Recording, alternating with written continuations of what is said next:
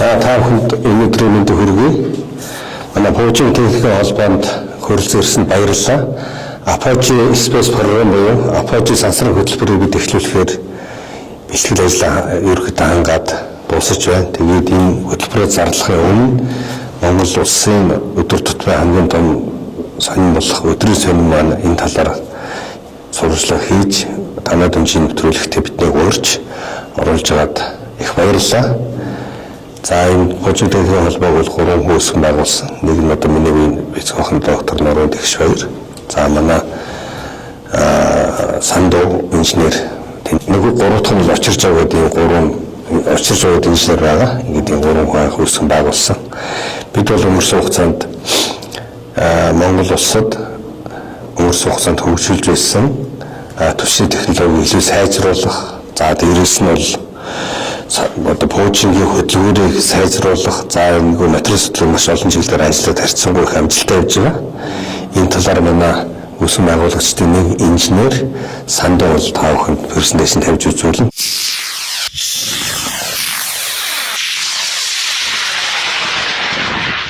За би болохоор Уурхангай аймгийн Хайрхан талаас сумын харьяат. Тэгээд 10 жилийн болохоор 12 гээд аймгийн төв дээрээ ерхий боловсролын 4-р сургуулийг төгссөн. Ерхийдөө бол багасаа шинжилгээ ухаанд нэлээд дуртай. Тэгээд ялангуяа физикийн хичээл, физикийн математикийн хичээлүүдэд маш их дуртай хөгтөсөн. Гэхдээ бусад хичээлүүдэд нэлээд бас дурал сонирхдаг. Тэгээд 2018 онд Америкт төрүүлээ улсын физикийн 31-р олимпиадад Сүхбаатар аймгийн Баруун Ордод оролцож байсан. Яг Пуужин сонирхож эхэлсэн, сансрын технологи татагдж эхэлсэн үе нэг юм бол 2019 онд саяны үзүүлсэн бичлэг байгаа тий. Вау, ийм их сургуулийнх ийм хийсэн юм уу гэж нэгэнт мэдээд авсан бол тэрийгээ цааш нь гүнзгийрүүл судлаад тэдний даалгаврын репортуудыг уншаад ямар зорилгоор хийсэн гэх мэтчлэгээ ерөөхдөө 2019 оноос хойш нэлээд татагдаад явж исэн. Тэгээд 20 оноос их юм бол мэдээж сая дурдгдсан Марсвигийн төсөл дээр бас оюутан байх хугацаанд дадлага нэлээд хийсэн. Олон улсын сансрын байгууллагуудын хурал юмнуудад оролцож протокол энэ хөтлөхөөс гадна тэгээд ер нь өөрийнхөө өмнө хараагүй олж мэддэггүй байсан зүйлсүүдээ нэлээд их олж аваад судлаад ингэ явж ирсэн. Тэгээд цаашлах юм бол сая хэлсэн 2023 онд анхны хатан түвштэй Пуужингийн туршлагыг эхлүүлснээс хойш ингээ баг явсаар байгаа өнөөдөр лаборатори байгуулаад сансрын хөтөлбөр явуулж байна. Миний мэргэжил болохоор шинжилгээ ухааны технологийн сургуулийг цахилгаан хангамж мэргэжлээр төгссөн. Тэгээд цахилгаан хангамж инженерээрээ бас нэг хэсэгтээ яг мэргэжлийнхаа зураг төслийн одоо барилгын цахилгаан хангамжийн зураг төслөөрөө нэг хэсэг ажиллаж байгаад одоо болохоор ерөөхдөө Пуужингийн хөгжүүлэлт рүүгээ ороод бас суралцаа явж байгаа.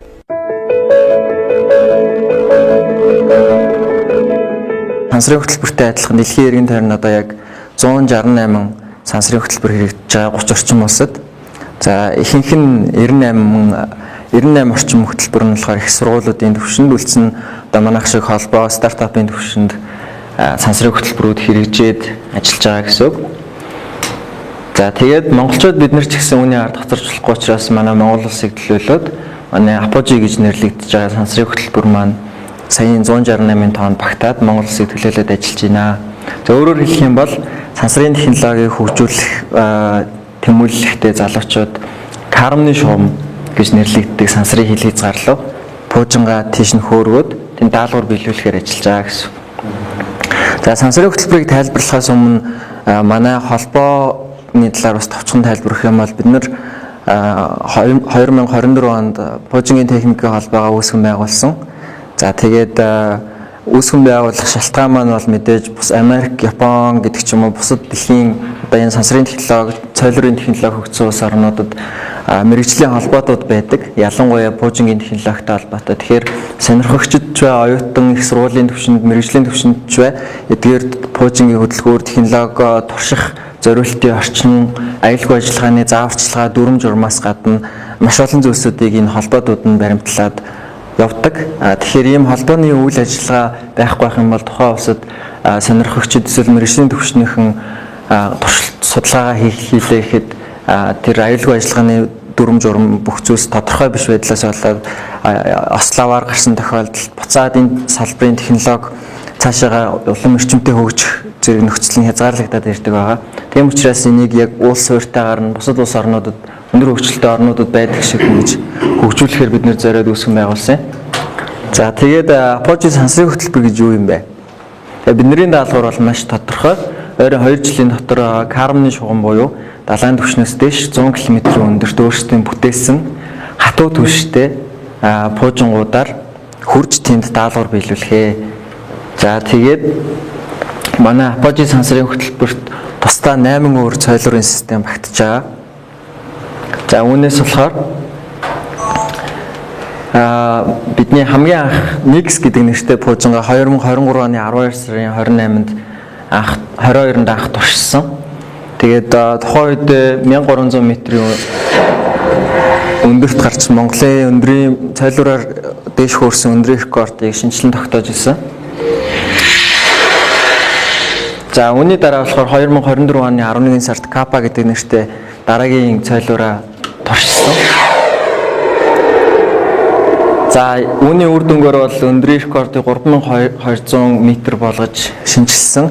Тэгээ мэдээж маш олон үн доторх дэд системүүдийн хөгжүүлэлт ур чадвар маш их хөлс хүч цаг хөдөлмөр үн дээр зарцуулагдсан гэж бас ойлгож байна. За тэгээд үүнээс цааш одоо дараах өндрүүд гарах чадaltaй их чадлын пуужингуудаа бид нэр тооцоолоод одоо энд харагдаж байгаа тий төлөвлөгөө гаргаад инженерийн дизайнаа гаргаад техник эдийн засгийн үндэслэл дээр ерөөдөө ажиллаж байгаа гэсэн. За тэгээд энэ хүртэл миний сансрын хөтөлбөрийн талаар ярьсан ярианаас та бүхэн ганцхан зүйлийг бас сайн тодорхой ойлгоод авах болно. Пуужин гэхээр ихэнх хүмүүс Гүр Аргачаабаатрын сансарт ниссэн шиг ч юм уу, NASA-гийн ч юм уу, Роскосмосын ч юм уу, SpaceX-ийн ч юм уу ийм шингэн түвштэй пуужингаар төсөөлөд байдаг. За тэгэхээр шингэн хөдөлгөөр бол илүү холын даалгаварт найдвартай байхаар бүтээгдсэн төвөгтэй бас өртөг өндөртэй технологи. За тэгэхээр үүнээс одоо арай хялбар арай хямд бүтээхэд сая дурдсан оюутнууд ч бүтээж болохоор хөдөлгүүрийн төрөл бол хайбрид болон хатад түвштэй юм системийг хэлээд байна. Тэгэхээр ийм учраас манай Апожи сансрын хөтөлбөр бусад сансрын орнуудын сансрын хөтөлбөрүүдийн адилаар хатуу түвштэй хөдөлгүүрийн системийг ерөөдөө хөгжүүлж байгаа гэсэн. За тэгээ хатуу түвштэй хөдөлгүүрийг бас энгийнээр ойлгох юм бол бас солиудтай зөөрлөж болно. Солиучийг дээр гараад дэлбэрэхгүй ч гэсэн нэгэн тал хасаасан бол шатаж дуустал нь унтраах хүчийг нь галыг нь тохируулах боломжгүй гэсэн. Гэхдээ маш өндөр бүтээмжтэй учраас одоо саяын 168 төслүүдийн ихэнх нь дийлэнх нь энэ хатуу түвштэй системийг өөрсдөө хөгжүүлж байгаа. Бас үүнээс гадна яг шингэн түвштэй сансарт гардаг юм пуужингуудын нэмэлт бустер буюу одоо хажуугийн туслах цойлуурууд нь бас хатуу түвштэй байгаа. Одоо ч хэрэглэж байгаа юм технологи гэсэн. За цаашлах юм бол манай сансрын хөтөлбөрийн одоо сайн харагдчихсэн дараагийн төлөвлөгдөж байгаа үлдсэн 6 пуужин болохоор амжилттай ажилласныг нь ганц өөрсдийнх нь хүрсэн өндрөөр нь бас хэмжих боломжгүй.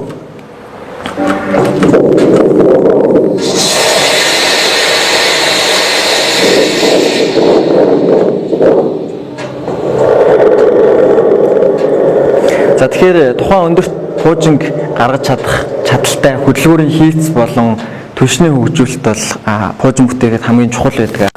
Тэгээ сая дэлгэцээр манай өмнөх 2 төрлийн пуужингийн түвшний хөгжүүлэлт хөдөлгүүрийн хөгжүүлэлтүүдийн статик тестний үеийн бичлэгнүүд харагдлаа. За үүний дараагийн бас нэг чухал зүйл нь болохоор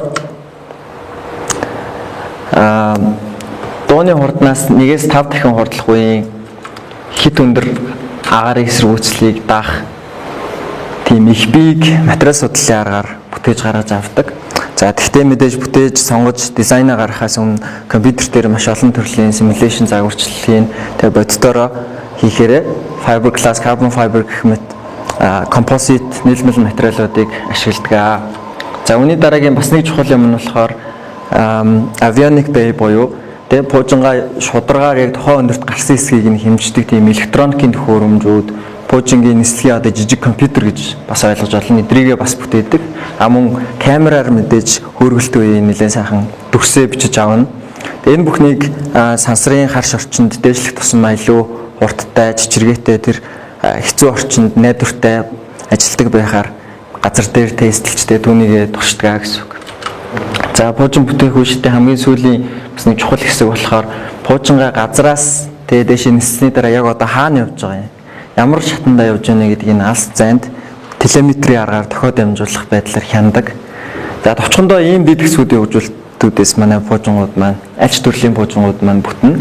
Гэхдээ илүү өндөрт гарах тусмаа илүү нарийн илүү хүчрхэг одоо тохиод дамжуулах удирдлагын системүүд хэрэгтэй болдог гэсэн. Та бүхний хүрэлцэн ирсэн байгаа энэ манай пуужингийн техникийн холбооны Aerospace лабораторид ахлах сургуулийн хүүхдүүдэд зориулсан их чадлын пуужин бүтээх ийм хөтөлбөр явуулж байгаа. За мэдээж маш олон хүүхдүүд өргөдлөө хэлгээд өөрсдөө шалгарч тэнцээд тэгээд өөрсдийнх нь бүтээсэн пуужин 1 км өндөрт хүрдэг. 1 км өндөрт яг тодорхой хэмжээний импульстэй их чадлын хөдөлгөөрийг ашиглаад гэдэг чинь хүүхдүүд маань бүх дизайны процессыг өөрсдөө зохион бүтээдэг. Тэгээд пуужингаа хөргснийхаа дараа гүйцэтгэлээрээ олон улсад L1, L2, L3 гэх мэтчлэн их чадал дотор нь ингээд гэрчлэгээ сертификат аваад явдаг. Тэгэхээр яг тэр адилхан шалгууруудыг хангаж өөрсдийнхөө пуужингуудыг хөөргөд явж байгаа. Тэгээд мэдээж энэ хүүхдүүд их сургуульд ороод өөр улсад очиод дахиад пуужин илүү цааш нь хөгжүүлэх бүтээх юм бол өмнөх шаардлага аль хэдийн Монгол байх хугацаанд бас биелүүлсэн юм өөрсдийнхөө жижиг төсөл дээр ажилласан юм туршлагатай эндээсээ бас өөрсдийнхөө гүйцэтгэл дээрээс урам зориг аваад цаашаа ямар хөө байдаг талаар нь тийм мэдрэмж авсан хүүхдүүд байгаа. Тэгэхээр энэ хүүхдүүдийг бас олон болох тал дээр бид нэр ажиллаж байгаа сансрын хөтөлбөрийн хажуугаар. За тэгээд хэмэл дагуул пуужин эсвэл одоо энд харагдаж байгаа бүтээж болох өөр технологийн салбарууд тус тусдаа ингэж өөрсдийнхөө зорилгын дор хөгжүүлэгдэж явах нь бол одоо сансарт гарцтай улс орнуудын явдаг юм зам юм байна л та. За ингэжээж дараа нь эдгээр компаниуд төрийн оролцоотойгоор илүү том зорилгын төлөө хоорондоо интеграц нэгдэхэд одоо илүү бэлэн болсон байт юм. Тэгэхээр сансарт хүн нисхийн төлөө ч юм уу тэр том даалгавар нь сарлуу явахын төлөө ч юм уу юм байж болно гэсэн. За багийн тухайд манай Апожи сансрын хөтөлбөр зүгээр нэг технологийн төслүүд биш гэж сая хэлсэн те. Тэгэхээр энэ бол бид бүхэн хөдөлгөөн movement гэдэг утгаар нь бас харах дуртай. За энд харагдж байгаа манай багийн үндсэн инженер залуучуудаас гадна сансрын технологийн тэмүүлэгтээ сайн дураар ажилладаг оюутан залуучуудаас бид нэр ерөөхдөө бүрдэж байгаа. За тэгээ бас нэг сонирхолтой түүх ярих юм бол 2017 онд Японы Kyushuгийн технологийн дээд сургуулиас Birds 1 гэдэг төслөөрөө одоо энэ зурагт харагдж байгаа манай залуу докторантууд болон одоо энд Birds 1 төслөөр сансарт намаа хэмэл давуулаа гаргасан энэ улс орнуудад бас ийм боломж олгоогүй бол бид нэр бас анхны мазалын хэмэл давуулаа яг тухайн үед хөөргөө байх боломжтой байх байсан байна.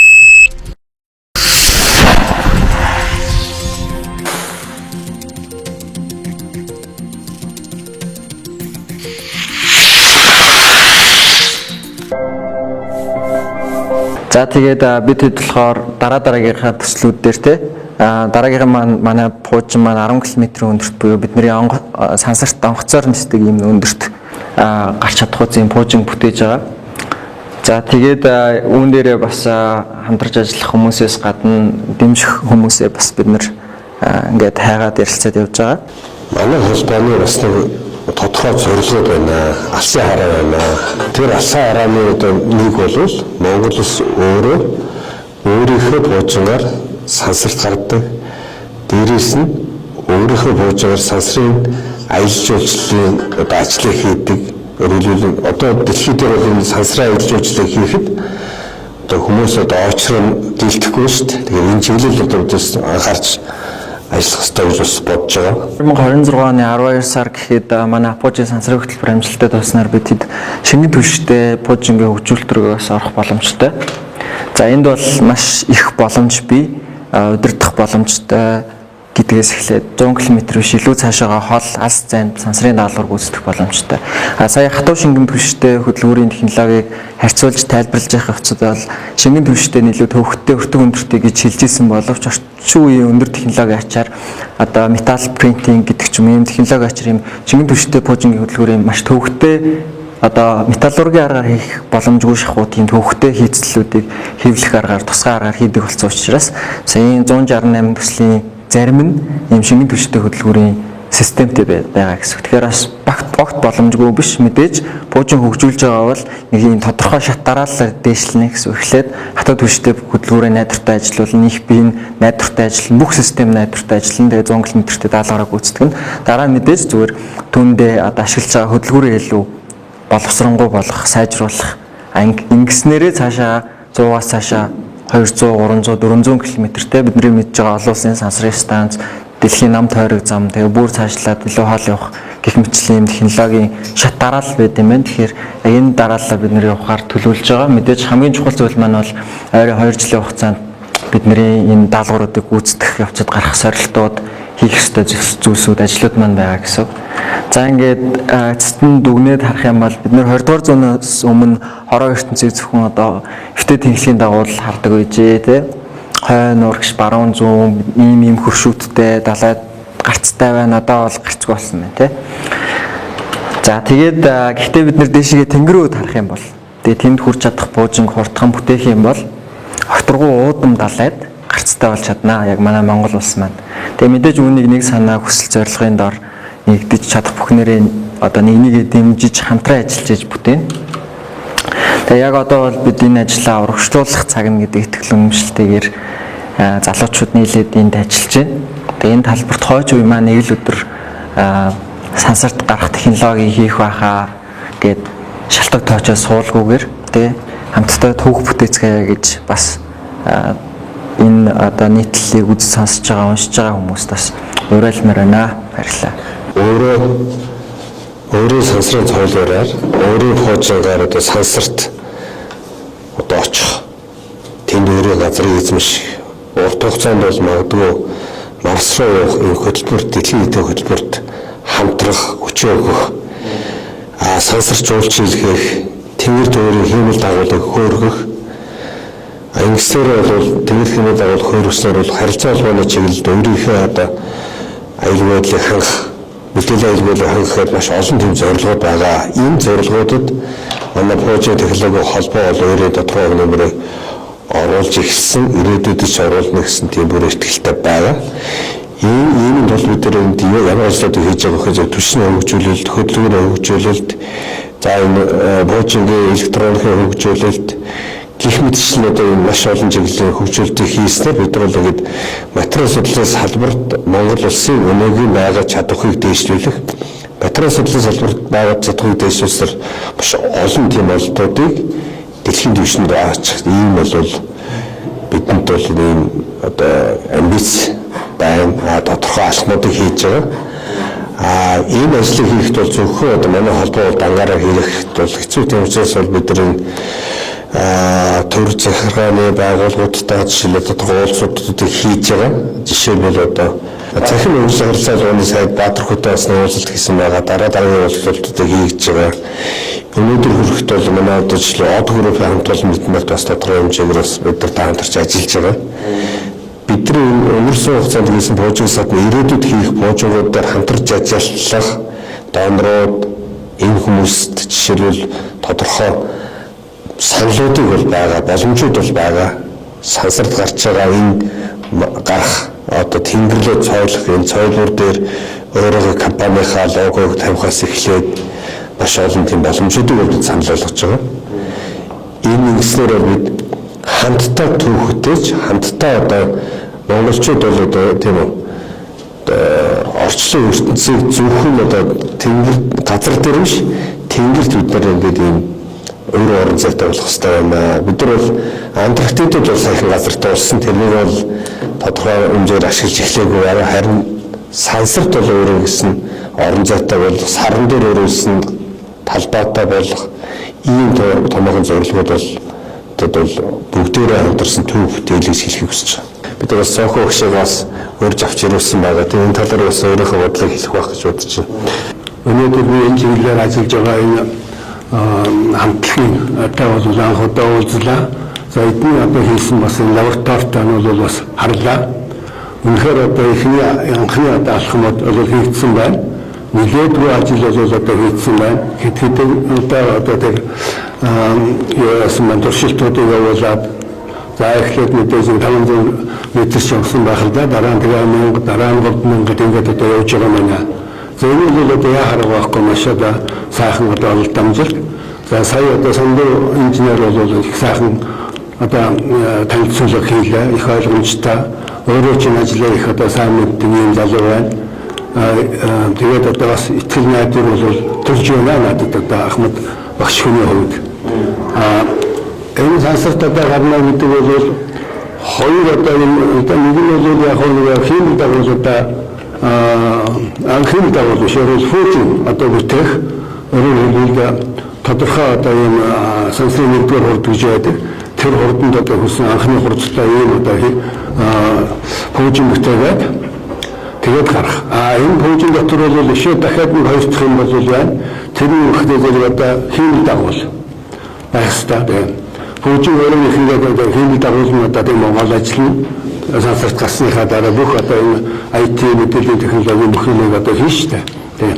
Тэгэхээр нэг жишээхээр за энэ одоо апожи гэдэг энэ хамтлагт бол юун дээр нь бол анхаарч байгаа юм байна. Одоо тэр хөдөлгөөн дээр одоо энэ гол анхаарч байгаа юм байна гэдгийг сая одоо ойлгож авлаа. Мэдээж одоо дандаа хүний одоо хөдөлгөөр ашигладаг гэдэг бол бас л тийм аа. Одоо төвхтэй өөрөө одоо хөдөлгөөртэй болно гэдэг бол маш ач холбогдолтой. Энэ бол нэгдүгээр сансарт гарах гарцтай байж байгаа. Хоёрдугаар бол техникийн одоо маш том одоо дэвшнүүд одоо бий болж байгаа юм л да.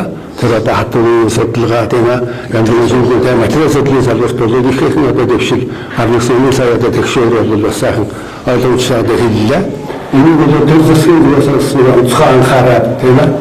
Энэ одоо зөвхөн энэ одоо нэг анхаарал тавиад тэр захин хөгжил харилцаа холбооны яамны зүйлээс зөвхөн анхаарах хэрэгтэй гэж одоо бодож байна. Эндээс одоо байгаа боломжийн ирээдүйн тийм аа бүтнээр нь хараад энэ зургаар нь одоо том зургаар нь хараад тэгээд одоо Аз ухаан Монгол улс бол одоо сансарт одоо гарцтай болоход бол тун одоо тийм их сайхан ойрын ирээдүйд бол болохыг байна гэж одоо ийм сэтгэл төрж байна. Тэгээд одоо та бүхэндээ бол амжилт хүсье. Ингээд урагшлаад байгаараа тийм үү. Цаадаад байгаараа гэж хэлье да. 100 км-т хөөрн 100 мянган метрт хөөрнө гэсэн үг шүү дээ. Тэгэхээр 100 мянган метрт хөөрөхөд 1 метр хүртэл чухал байдаг. Тэгээд бид нар бол одоо сая 1000 метрт хөөрсөн, 3500 метрт хөөрсөн, одоо 100000-д хөөрөөр алхмаар тийм үе шатаар ингэж одоо зорилгоо бол биелүүлэхээр ингээд тодорхой зорилгоо тавьсан байна. Дээрээс нь тодорхой зорилгоо тавихад бол технологийн шийдлүүд их чухал, материал судлалын сайн хэлсэн. За хатуу түвшээ бид нар ингэ хийж байна, чадж байна, энэ хэмээн ойрлог туршилтуудыг хийж байна. Дараа нь бол хайбрид хатуу зөөлөн түвшний технологи дээр нэлээд сайжлах цаг хугацаа бидэнд хэрэгтэй. Тэрний дараа бол бид нар шинийн түвшээ хөгжүүлэх ийм одоо цаг хугацаа биднэрт бас хэрэгтэй.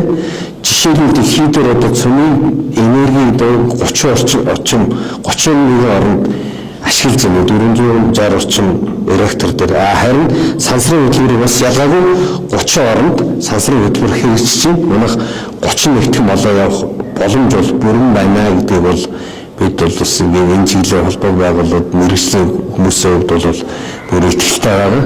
Тэгээ энд бол их олон хүмүүсийн оролцоо, дэмжлэг, хамтын ажиллагаа, улсын орны одоо ингээд бодлого дэжлэл 2050 гээд алсаар хөтөлбөр тэн дээр одоо жишээлбэл заагдсан байна.